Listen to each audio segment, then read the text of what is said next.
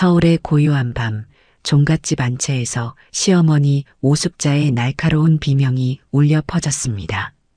오숙자는 남편 박진태의 서재에서 발견한 서류를 부들부들 떨리는 손으로 움켜쥐고 있었어요.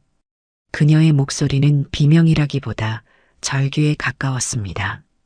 이게 대체 뭐예요? 당신 사람이길 포기한 겁니까?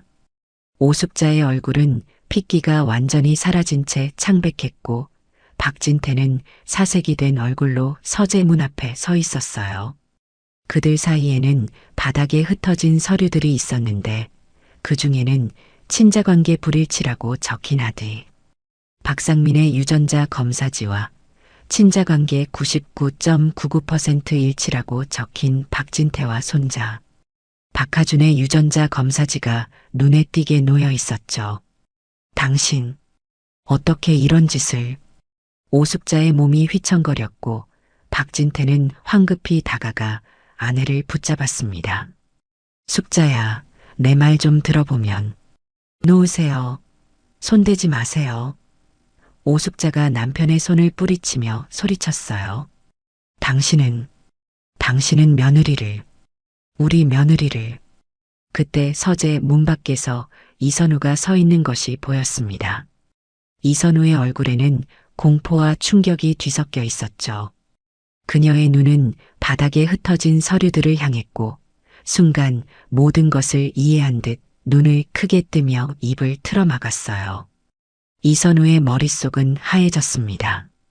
숨을 쉬는 것조차 잊은 채 바닥에 흩어진 서류들을 바라보았어요.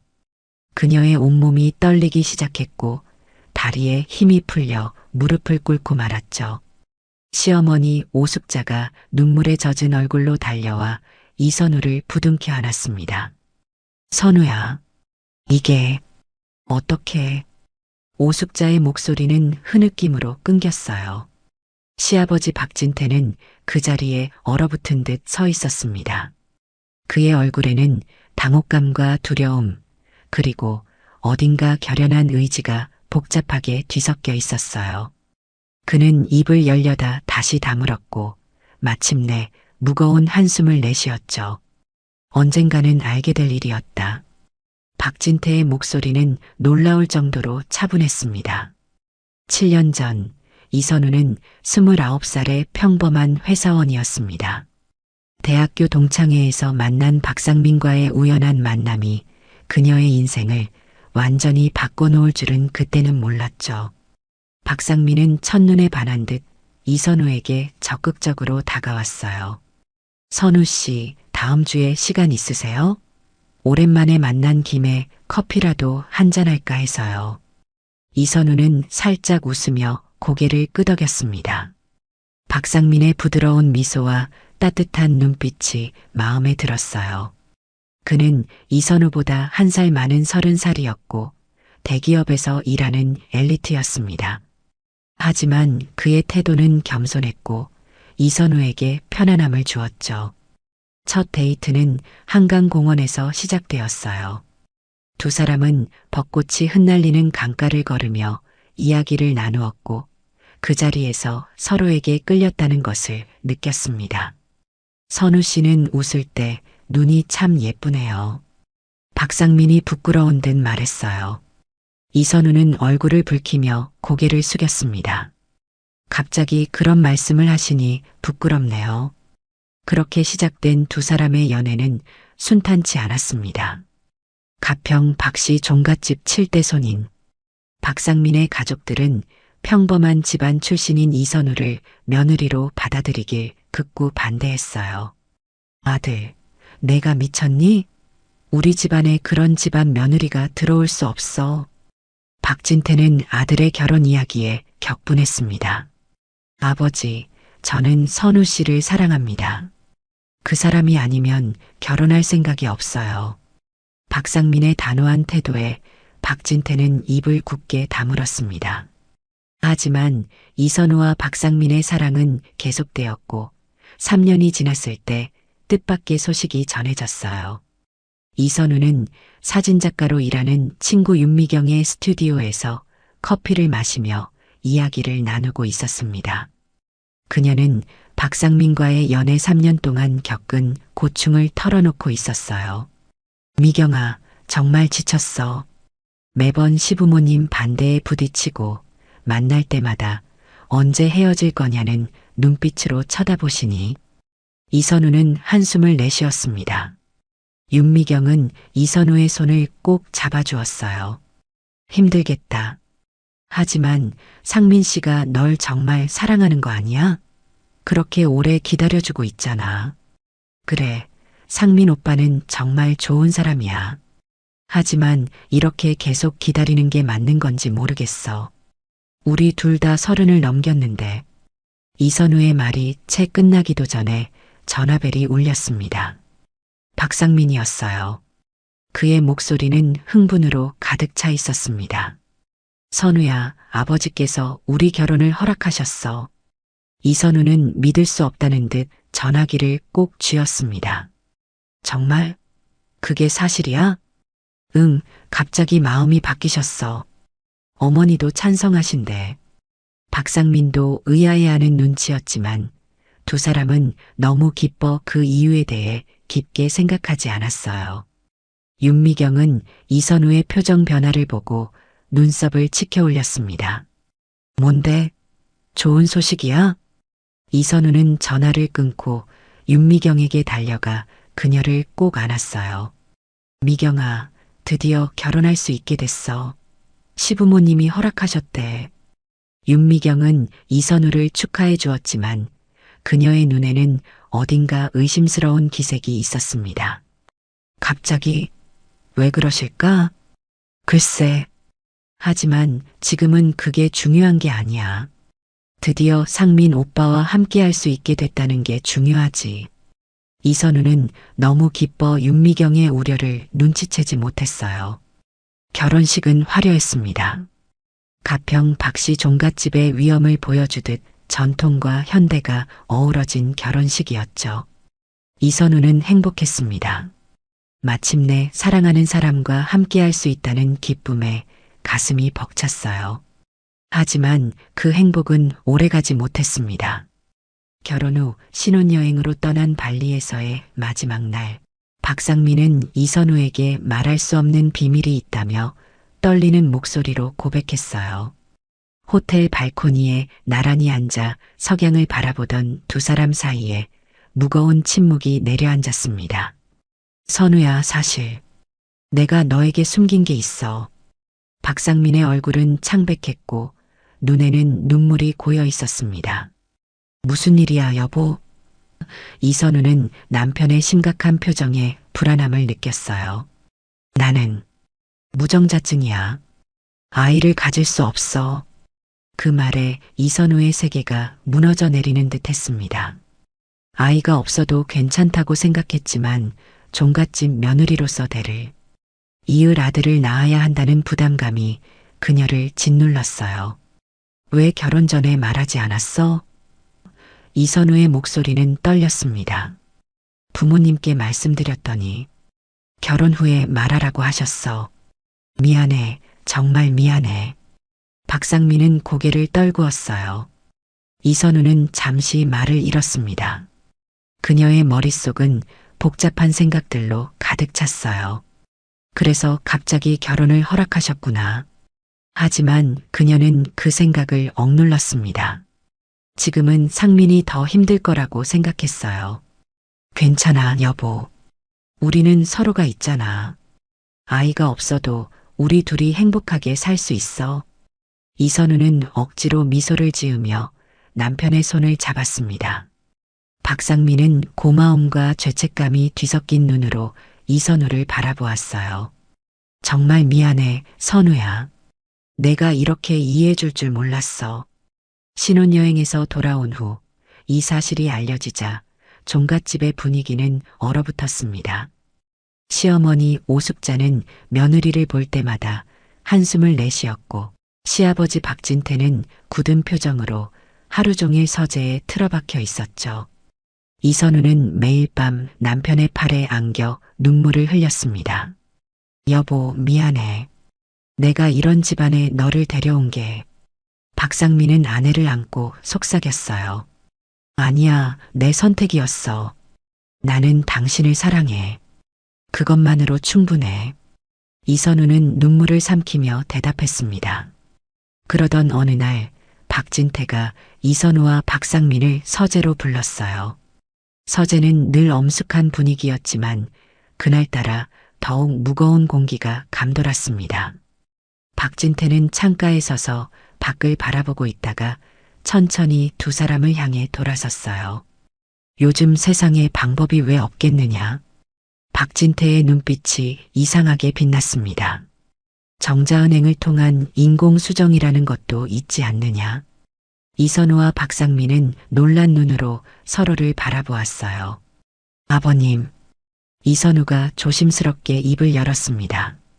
며느리도 이제 한 가족이니 며느리의 핏줄로 낳은 아이면 우리 가문이 아이야. 내가 모든 비용을 대겠다. 박진태의 목소리에는 단호함이 묻어났어요. 서재를 나온 이선우와 박상민은 한동안 말없이 걸었습니다. 두 사람 다 복잡한 생각에 빠져 있었어요. 상민아, 정말 그렇게 해도 괜찮을까? 이선우가 조심스럽게 물었습니다. 박상민은 깊은 한숨을 내쉬었어요. 나도 모르겠어. 하지만 아버지의 제안이 어쩌면 우리에게 유일한 방법일지도 몰라. 이선우와 박상민은 밤새 이야기를 나누었습니다. 그들은 각자의 감정, 두려움, 희망에 대해 솔직하게 말했어요. 결국 그들은 시아버지의 제안을 받아들이기로 했습니다. 이선우는 불안했지만 사랑하는 남편과 가정을 지키기 위해 이 선택을 했어요. 인공수정 과정은 생각보다 순탄했습니다. 시아버지의 친척이 운영하는 병원에서 모든 절차가 진행되었고 이선우는 첫 시술에서 임신에 성공했어요. 임신 소식에 종갓집은 축제 분위기였습니다.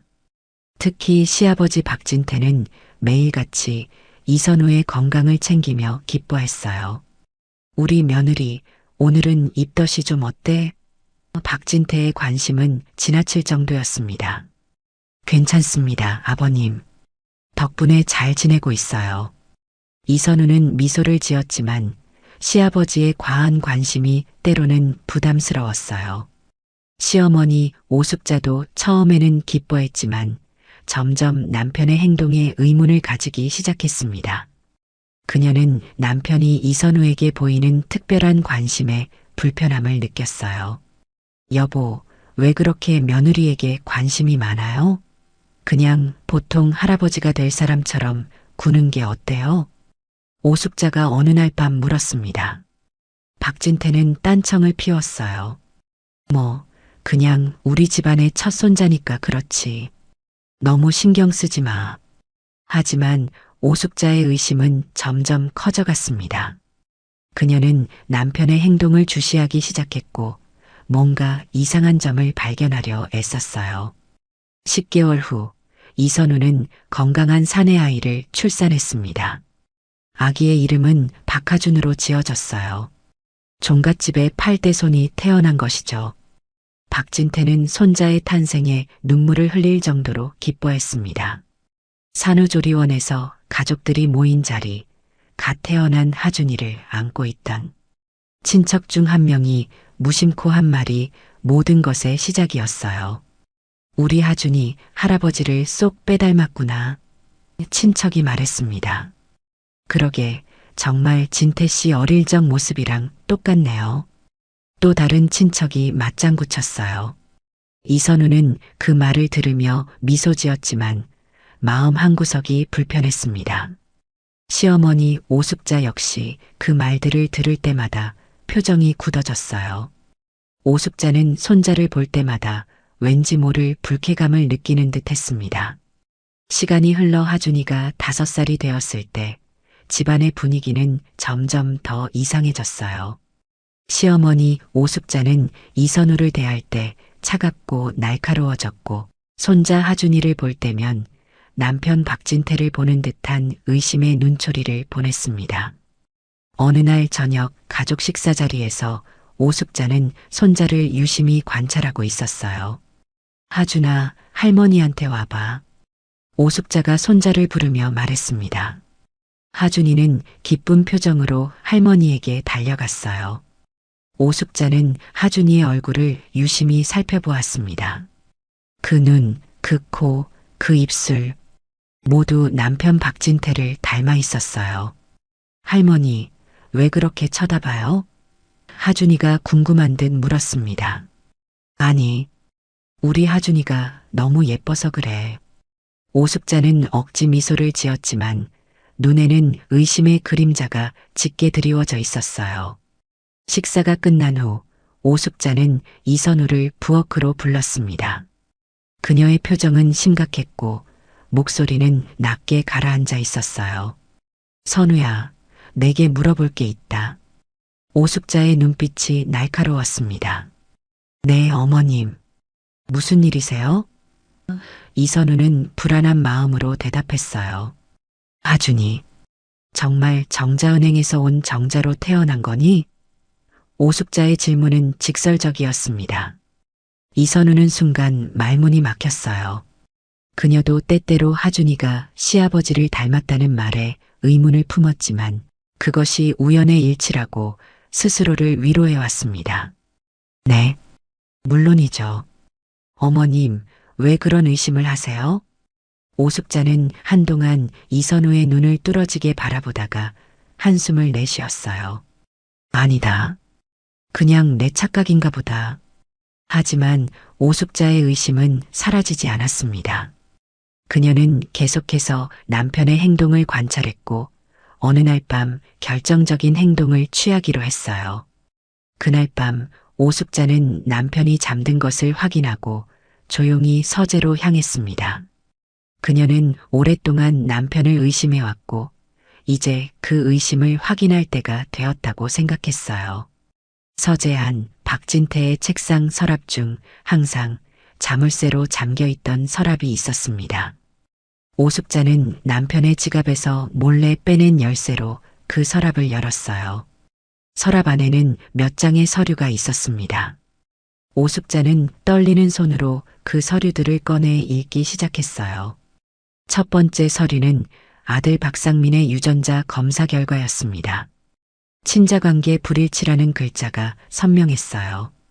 두 번째 서류는 박진태와 손자 하준의 유전자 검사 결과였고 거기에는 친자관계 99.99% 일치라고 적혀 있었습니다. 오숙자의 머릿속이 하얘졌어요. 그녀는 숨을 쉴 수 없을 만큼 충격을 받았습니다. 남편이 자신의 정자로 며느리에게 그것도 아들 모르게 여보 아직 안 주무셨어요? 박진태의 목소리에 오숙자는 화들짝 놀라 뒤를 돌아보았습니다. 박진태는 서재 문 앞에 서 있었고 오숙자가 들고 있는 서류를 보자 얼굴이 굳어졌어요. 이게 대체 뭐예요? 당신 사람이길 포기한 겁니까? 오숙자의 비명에 온 집안이 깨어났습니다. 이선우는 아이를 재우다가 비명 소리에 놀라 달려왔어요. 서재 앞에 도착한 그녀는 바닥에 흩어진 서류들과 시어머니의 충격에 빠진 얼굴, 그리고 사색이 된 시아버지의 모습을 보았습니다. 어머님, 무슨 일이세요? 이선우가 물었지만 이미 그녀의 눈은 바닥의 서류를 향하고 있었어요. 오숙자는 떨리는 손으로 서류를 이선우에게 건넸습니다. 선우야, 이걸 봐. 이선우는 서류를 받아들고 읽기 시작했어요. 그녀의 얼굴에서 핏기가 빠져나갔고 몸이 떨리기 시작했습니다.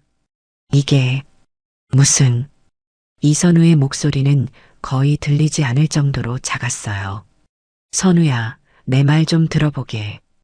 박진태가 다가오려 했지만 이선우는 본능적으로 뒤로 물러섰습니다. 저리 가세요. 다가오지 마세요. 이선우의 비명이 집안에 울려 퍼졌어요. 이 소란에 박상민도 잠에서 깨어 서재로 달려왔습니다. 무슨 일이야? 이 시간에 왜 이러는 거야? 이선우는 말없이 서류를 남편에게 건넸어요. 박상민은 서류를 읽자마자 얼굴이 하얗게 변했습니다. 아버지, 이게 무슨 짓입니까? 박상민의 목소리는 떨렸어요. 상민아, 이건 다 너희 가문을 위한 거였어. 내가 무정자증이라는 걸 알았을 때 우리 가문이 대가 끊기는 건 용납할 수 없었어. 박진태의 목소리는 이상하게 차분했습니다. 그래서 며느리를. 오숙자는 말을 잇지 못하고 흐느꼈어요. 그래, 내 정자로 바꿔치기 했다. 종갓집 재산은 직계 혈육에게만 상속된다는 유언이 있어. 다른 사람의 정자를 쓰면 우리 집안의 모든 것이 엉망이 될 뻔했어. 박진태가 소리쳤습니다. 이선우는 자신이 시바지가 되었다는 사실에 극도의 모욕감과 배신감을 느꼈어요. 그녀의 온몸이 떨리기 시작했고 눈에서는 뜨거운 눈물이 흘러내렸습니다. 제 아이가. 이선우는 말을 잇지 못했어요. 하준이는 내 아들이자 내 아들이야, 선우야. 혈연으로 따지면 내 아들이지만 법적으로는 내 아들이야. 박진태는 냉정하게 말했습니다. 이선우의 머릿속에 수많은 기억들이 스쳐 지나갔습니다. 시아버지가 병원을 직접 선택한 이유, 모든 서류를 그가 대신 챙겨준 이유, 그리고 하준이가 태어난 후 시아버지가 보여준 이상한 집착까지. 이제 모든 것이 명확해졌어요. 당신, 어떻게? 이선우는 마지막 힘을 다해 말했어요. 난 이혼할 거예요. 그리고 하준이도 데리고 갈 거예요. 그건 안 돼. 박진태가 소리쳤습니다. 하준이는 우리 가문의 8대 손이야. 내가 데리고 갈 수 없어.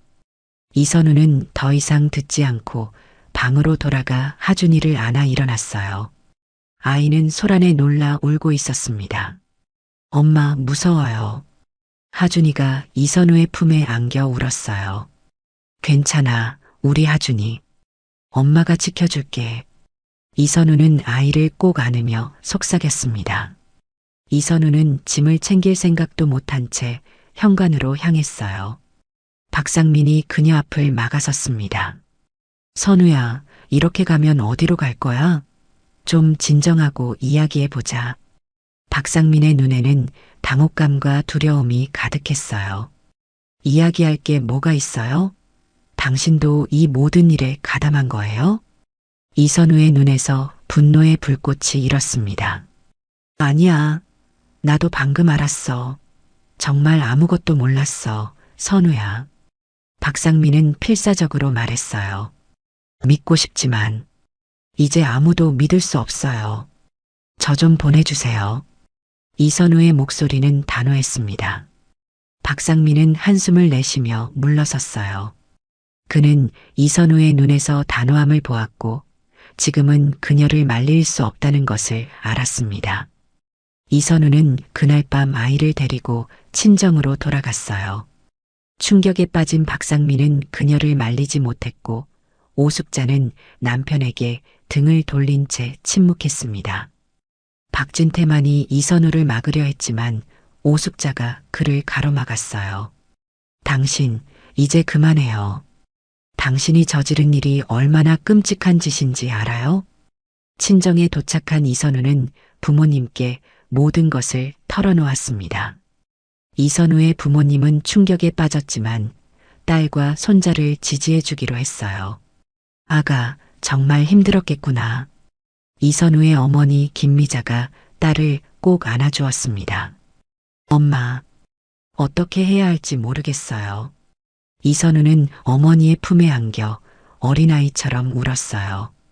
걱정 마, 우리가 있잖니. 우선 변호사를 만나보자. 이선우의 아버지 이동훈이 단호하게 말했습니다. 다음 날 이선우는 친구 윤미경이 추천한 변호사를 찾아갔어요. 변호사 정유진은 가정법 전문가로 이선우의 이야기를 듣자 심각한 표정을 지었습니다.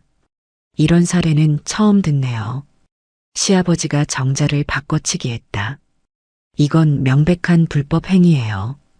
정유진 변호사의 목소리는 단호했습니다. 제가 어떻게 해야 할까요? 이선우가 물었어요. 이혼과 함께 아이의 친권 및 양육권을 요구하는 소송을 제기해야 합니다. 시아버지에 대해서도 법적 조치를 취할 수 있어요. 정유진은 메모를 하며 말했습니다. 이선우는 결심한 듯 고개를 끄덕였어요. 네, 그렇게 해주세요. 제 아이를 지키기 위해 무슨 일이든 하겠습니다. 소송이 시작되자 박진태는 즉시 최고의 변호사들을 고용해 맞섰습니다. 그는 온갖 권력과 인맥을 동원해 이선우를 압박했어요. 하준이는 우리 가문의 8대 손입니다. 우리가 키워야 합니다. 박진태의 변호사는 법정에서 주장했습니다.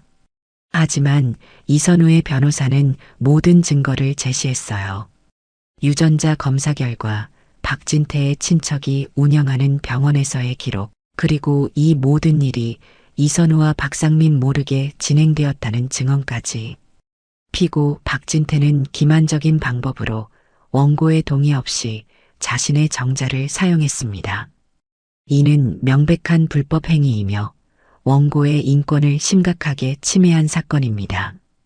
이선우의 변호사가 열정적으로 주장했어요. 법정은 충격적인 진실의 술렁이었고 언론은 이 사건을 대대적으로 보도했습니다.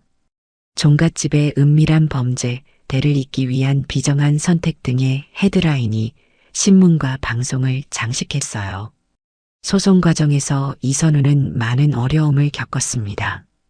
박진태는 자신의 권력을 이용해 이선우의 직장에 압력을 가했고 그 결과 그녀는 일자리를 잃었어요.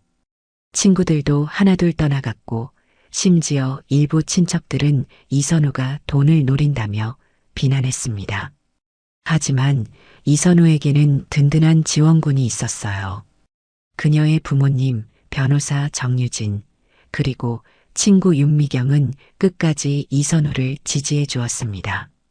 특히 윤미경은 자신의 사진 스튜디오를 통해 이선우에게 일자리를 제공했고 그녀가 경제적으로 독립할 수 있도록 도왔어요. 몇 개월간의 법정 다툼 끝에 법원은 이선우의 손을 들어주었습니다. 남편 박상민은 친부가 아니므로 친권이 없고 기만적인 방법으로 정자를 제공한 시아버지 박진태 또한 아버지로서의 권리를 주장할 수 없습니다.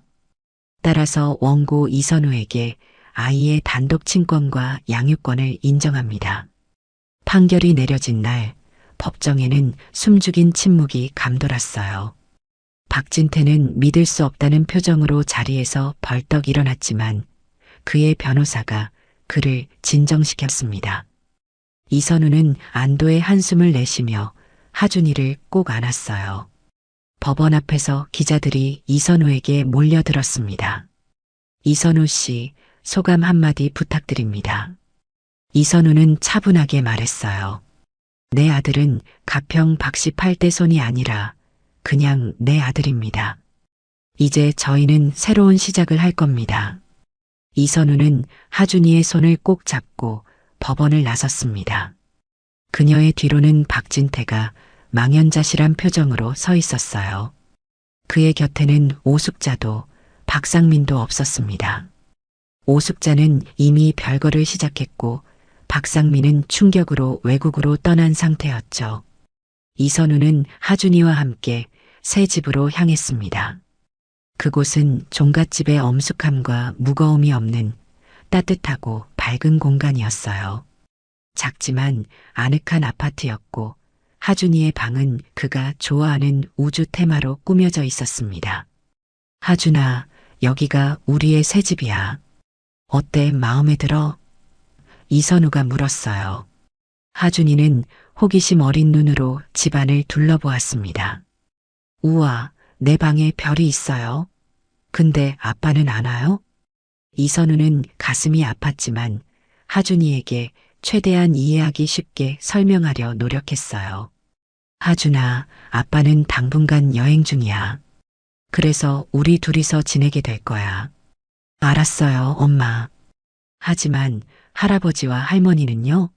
하준이의 순진한 질문에 이선우는 어떻게 대답해야 할지 몰랐습니다. 그들도 지금은 만나기 어려워. 나중에 더 크면 모든 걸 설명해 줄게. 이선우는 하준이를 안아주며 말했어요. 새로운 생활이 시작되었습니다. 이선우는 윤미경의 스튜디오에서 일하며 사진 보정 기술을 배웠고 점차 자신만의 고객층을 확보해 나갔어요. 하준이는 새 유치원에 적응했고 활발하고 밝은 아이로 성장했습니다. 하지만 이선우에게는 여전히 풀리지 않는 의문이 있었어요. 박상민은 정말 아무것도 몰랐을까? 그는 왜 연락하지 않았을까? 그녀는 종종 밤에 혼자 남겨질 때 이런 생각들로 괴로워했습니다. 3년이 지난 어느 날 이선우는 카페에서 우연히 오숙자를 만났습니다. 오숙자는 많이 늙어 보였지만 눈빛은 예전보다 맑아져 있었어요. 선우야. 오숙자가 조심스럽게 이선우에게 다가왔습니다. 어머님. 이선우도 놀라움을 감추지 못했어요. 하준이는 잘 지내니? 오숙자의 목소리는 떨렸습니다. 네, 잘 지내요. 학교도 열심히 다니고 있어요. 이선우는 짧게 대답했어요. 그렇구나. 난 그 사람과 이혼했어. 용서할 수 없는 일이었으니까. 오숙자의 눈에 눈물이 고였습니다. 이선우는 말없이 오숙자의 손을 잡았어요. 그들은 서로를 바라보며 오래도록 침묵했습니다. 그 침묵 속에는 이해와 용서, 그리고 새로운 시작에 대한 약속이 담겨 있었어요. 상민이는 어때요? 이선우가 조심스럽게 물었습니다. 미국에서 새 삶을 살고 있어. 가끔 연락이 와. 너에 대해 많이 물어보더구나. 오숙자가 대답했어요. 그래요. 이선우는 복잡한 심정으로 고개를 숙였습니다. 선우야, 상민이는 정말 아무것도 몰랐어. 그 아이도 피해자야. 오숙자는 진심을 담아 말했어요. 이선우는 잠시 생각에 잠겼습니다. 그녀도 마음 깊은 곳에서는 박상민이 무고하다는 것을 알고 있었어요. 하지만 그가 자신과 하준이를 위해 싸우지 않았다는 사실이 여전히 그녀를 아프게 했습니다. 언젠가 하준이를 만나도 될까? 오숙자가 조심스럽게 물었어요. 네, 물론이죠. 하준이도 할머니를 보고 싶어 할 거예요. 이선우는 미소 지었습니다. 그날 이후 이선우와 오숙자는 가끔씩 만나 이야기를 나누게 되었어요. 오숙자는 손자 하준이를 만날 때마다 눈물을 글썽였고 하준이는 할머니와 함께 시간을 보내는 것을 좋아했습니다. 박진태는 한동안 소송을 계속하려 했지만 결국 모든 시도를 포기했어요. 그는 종갓집에 혼자 남아 살았고 가문의 모든 것을 잃은 채 쓸쓸한 노년을 보내게 되었습니다. 박상민은 해외에서 새 삶을 시작했고 가끔 이선우에게 이메일을 보내 하준이의 안부를 물었어요. 그는 여전히 하준이를 자신의 아들로 생각했고 언젠가 하준이가 이해할 나이가 되면 모든 것을 설명하고 용서를 구하고 싶다고 말했습니다. 하준이가 10살이 되던 해 이선우는 아이에게 진실을 조금씩 이야기하기 시작했어요. 어려운 이야기였지만 하준이는 놀랍도록 성숙하게 받아들였습니다. 엄마, 그럼 아빠는 누구예요? 하준이가 물었어요. 하준이에게는 2명의 아빠가 있어. 법적으로는 박상민 아저씨가 아빠고 생물학적으로는 할아버지가 아빠야. 이선우는 최대한 쉽게 설명하려 노력했습니다. 그렇구나. 그럼 난 엄마의 아들이에요? 하준이의 질문은 단순하면서도 가장 중요한 것이었어요. 그래, 하준아. 넌 무엇보다도 엄마의 아들이야. 그걸 절대 잊지 마. 이선우는 아들을 꼭 안았습니다. 하준이가 15살이 되었을 때 그는 박진태를 만나고 싶다고 말했어요. 이선우는 처음에는 망설였지만 결국 아들의 선택을 존중하기로 했습니다. 정말 할아버지를 만나고 싶은 거야? 이선우가 물었어요. 네, 엄마. 저도 제 뿌리에 대해 알고 싶어요. 하준이의 눈에는 결연한 의지가 보였습니다. 이선우는 오숙자를 통해 박진태와의 만남을 주선했어요. 그들은 중립적인 장소인 호텔 로비에서 만나기로 했습니다. 할아버지, 아니, 아버지라고 불러야 하나요? 하준이는 노인이 된 박진태 앞에서 어색하게 서 있었어요. 박진태는 눈물을 참으며 하준이를 바라보았습니다. 하준아, 넌 날 어떻게 부르든 상관없어. 난 너에게 많은 빚을 졌단다. 그들의 만남은 짧았지만 하준이는 자신의 뿌리에 대해 더 알게 되었고 박진태는 자신의 죄에 대해 진심으로 사과할 기회를 얻었어요. 이것이 용서를 의미하지는 않았지만 적어도 이해의 시작이었습니다. 하준이가 16살이 되었을 때 박상민이 한국으로 돌아왔어요. 그는 이선우에게 연락해 하준이를 만나고 싶다고 말했습니다. 선우야, 미안해. 내가 너무 오랫동안 도망쳤어. 박상민의 목소리는 전화기 너머로도 떨리게 들렸어요. 이선우는 잠시 침묵했다가 대답했습니다. 상민 씨, 하준이가 당신을 만나고 싶어 할지 모르겠어요. 알아. 내가 자격이 없다는 것도 알아. 하지만 그래도 한번 물어봐 줄 수 있을까? 박상민의 간절함에 이선우는 마음이 흔들렸어요. 이선우는 하준이에게 아버지가 만나고 싶어 한다고 말했습니다. 하준이는 잠시 생각하더니 고개를 끄덕였어요. 만나보고 싶어요, 엄마. 아버지가 어떤 분인지 알고 싶어요. 박상민과 하준이의 만남은 어색했지만 시간이 지날수록 두 사람 사이에 특별한 유대감이 형성되었어요. 박상민은 하준이에게 자신의 삶, 꿈, 실패에 대해 솔직하게 이야기했고 하준이는 그런 아버지의 모습에 감동을 받았습니다. 아버지, 왜 그동안 연락하지 않으셨어요? 하준이가 어느 날 물었어요. 박상민은 깊은 한숨을 내쉬었습니다. 두려웠어, 하준아. 내 엄마와 너에게 상처를 준 것 같아서, 그리고 내 아버지가 저지른 일에 대한 죄책감 때문에. 하지만 그건 아버지의 잘못이 아니잖아요. 하준이의 말에 박상민의 눈에 눈물이 고였어요. 고마워, 하준아. 내가 그렇게 말해주니 정말 고맙다. 이선우는 하준이가 자라면서 점점 더 박진태를 닮아가는 것을 보았지만 그의 마음과 영혼은 오직 이선우 자신이 키워낸 것이었어요. 하준이는 따뜻하고 정직하며 용기 있는 청년으로 성장했습니다. 21살이 된 하준이는 대학에서 인권법을 공부하기 시작했어요. 그는 자신의 경험을 바탕으로 불법적인 유전자 조작이나 생식권 침해 같은 사건들을 돕고 싶다고 말했습니다. 엄마, 나는 우리에게 일어난 일을 통해 배웠어요. 이런 일이 다시는 일어나지 않도록 하고 싶어요. 하준이의 눈에는 결연한 의지가 빛났어요. 이선우는 아들을 자랑스럽게 바라보았습니다. 그녀가 겪은 모든 고통과 투쟁이 이렇게 아름다운 결실을 맺었다는 사실에 가슴이 벅차올랐어요. 하준아, 넌 정말 훌륭한 사람이 됐구나. 엄마는 내가 너무 자랑스러워. 이선우는 아들을 꼭 안았습니다. 그날 밤, 이선우는 오랜만에 일기를 썼어요. 그녀는 자신이 걸어온 길을 돌아보며 미소 지었습니다. 처음에는 이 모든 일이 끔찍한 악몽 같았다. 하지만 지금 생각해보면 그 일이 없었다면 나는 이렇게 강한 사람이 되지 못했을 거야. 하준이도 이렇게 멋진 사람으로 자라지 못했을지도 모르지. 때로는 인생에서 가장 어두운 순간이 가장 밝은 빛을 만들어내는 것 같다. 이선우는 창밖을 바라보았어요.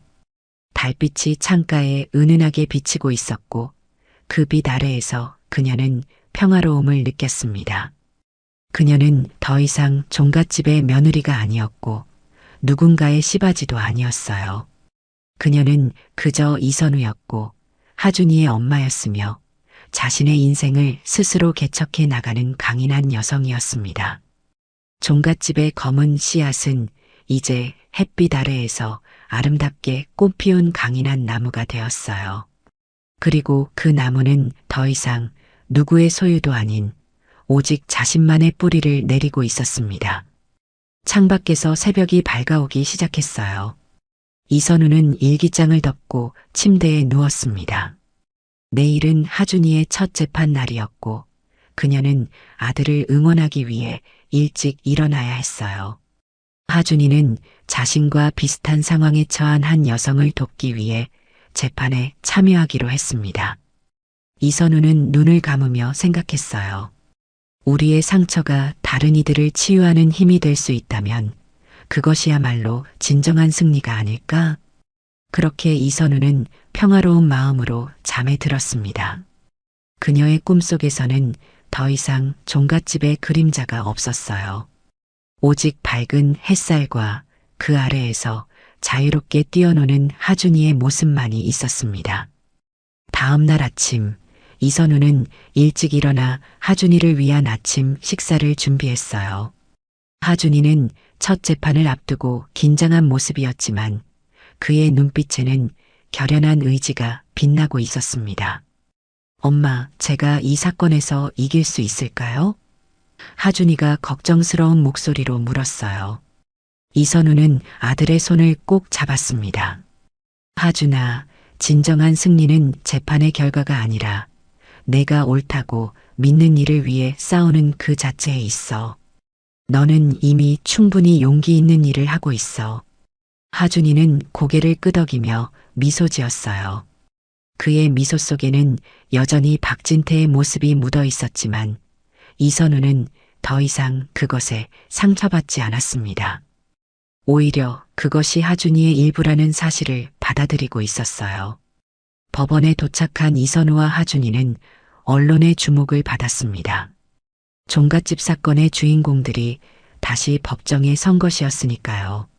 하지만 이번에는 이선우가 아닌 하준이가 주인공이었고 그들은 피해자가 아닌 조력자로서 그곳에 있었어요. 재판이 시작되기 전 법원 복도에서 이선우는 뜻밖의 인물과 마주쳤습니다. 박상민이었어요. 그는 해외에서 돌아온 지 얼마 되지 않았고 하준이의 첫 재판 소식을 듣고 왔다고 했습니다. 선우야. 박상민의 목소리는 떨렸어요. 상민 씨. 이선우도 놀라움을 감추지 못했습니다. 하준이가 정말 훌륭한 일을 하는구나. 박상민의 눈에는 자랑스러움과 동시에 후회의 감정이 깃들어 있었어요. 네, 하준이는 정말 대단한 아이예요. 이선우는 미소 지었습니다. 박상민은 조심스럽게 물었어요. 하준이를 잠시 만나도 될까? 이선우는 하준이에게 물었고 하준이는 기꺼이 박상민을 만나기로 했습니다. 그들의 만남은 어색했지만 하준이는 성숙하게 박상민을 대했어요. 아버지라고 불러도 될까요? 하준이가 조심스럽게 물었습니다. 박상민의 눈에 눈물이 고였어요. 물론이지, 하준아. 내가 법적으로는 내 아버지니까. 저는 두 분의 아들이에요. 법적으로는 아버지의 아들이고 생물학적으로는 할아버지의 아들이지만 무엇보다 엄마의 아들이죠. 이제는 그 모든 것을 받아들이고 있어요. 하준이의 말에 박상민과 이선우는 감동의 눈물을 흘렸습니다. 재판은 성공적이었어요. 하준이가 도운 여성은 자신의 권리를 인정받았고 불법적인 유전자 조작을 한 병원은 처벌을 받게 되었습니다. 재판이 끝난 후 이선우와 하준이 그리고 박상민은 함께 식사를 했어요. 그들은 과거의 아픔을 넘어 새로운 관계를 시작하고 있었습니다. 그날 밤 이선우는 다시 일기를 썼어요. 오늘 하준이는 자신의 첫 재판에서 승리했다. 하지만 더 중요한 것은 우리 가족이 과거의 상처를 치유하기 시작했다는 점이다. 상민 씨와 하준이가 만난 모습을 보며 나는 용서의 힘을 느꼈다. 용서가 과거를 바꾸지는 못하지만 미래를 바꿀 수 있다는 것을 알게 되었다. 이선우는 창밖을 바라보았어요. 달빛이 더욱 밝게 빛나는 것 같았습니다. 그녀는 이제 자신의 인생이 새로운 장을 열고 있다는 것을 느꼈어요. 다음 날 뜻밖의 전화가 왔습니다. 박진태가 병원에 입원했다는 소식이었어요. 오숙자가 전화해 하준이가 할아버지를 만나러 와주길 바란다고 했습니다. 이선우는 하준이에게 이 사실을 전했고 하준이는 망설임 없이 할아버지를 만나러 가겠다고 했어요. 이선우는 처음에는 동행하지 않으려 했지만 하준이의 부탁에 결국 함께 가기로 했습니다. 병원에 도착했을 때 박진태는 이미 많이 쇠약해진 상태였어요. 그는 하준이와 이선우를 보자 눈물을 흘렸습니다. 하준아, 선우야. 박진태의 목소리는 힘이 없었어요. 하준이는 할아버지의 손을 잡았습니다. 할아버지, 저 왔어요. 하준아, 할아버지가 정말 미안하다. 너와 내 엄마에게 용서받지 못할 일을 했지. 박진태의 목소리는 떨렸어요. 할아버지, 저는 이미 그 일을 받아들였어요. 그리고 그 일 덕분에 제가 지금 하고 있는 일을 할 수 있게 되었죠. 하준이는 진심을 담아 말했습니다. 박진태는 이선우를 바라보았어요. 선우야, 나를 용서할 수는 없겠지만 마지막으로 한 가지만 말하고 싶다. 내가 정말 미안하다. 내 인생을 망쳐버렸다. 이선우는 잠시 침묵했다가 말했습니다. 아버님, 저는 아버님을 용서하지는 않았지만 이제는 미워하지 않아요. 그리고 제 인생은 망가지지 않았어요. 오히려 더 강해졌죠. 박진태의 눈에 평화로운 빛이 어렸어요. 그는 더 이상 말을 하지 않았지만 그의 눈빛에는 모든 것을 이해했다는 메시지가 담겨 있었습니다. 3일 후 박진태는 세상을 떠났어요. 장례식에는 이선우와 하준이, 박상민, 그리고 오숙자가 함께했습니다. 그들은 각자의 방식으로 박진태를 떠나보냈고 과거의 상처를 조금씩 치유해 나갔어요. 장례식이 끝난 후 이선우는 오숙자와 함께 차를 마셨습니다. 오숙자는 이선우에게 작은 상자를 건넸어요. 이건 진태가 너에게 주고 싶어 했던 거야. 오숙자가 말했습니다. 이선우는 상자를 열어보았어요. 그 안에는 오래된 가족 사진과 함께 편지가 있었습니다. 편지에는 박진태의 진심 어린 사과와 함께 종갓집의 모든 재산을 하준이에게 남긴다는 내용이 적혀 있었어요. 이건 이선우는 놀라움을 감추지 못했습니다. 진태는 마지막까지 하준이를 위해 무언가를 하고 싶어 했어. 그의 방식은 잘못되었지만 그의 마음만큼은 진심이었던 것 같아. 오숙자의 눈에는 복잡한 감정이 서려 있었어요. 이선우는 고개를 끄덕였습니다.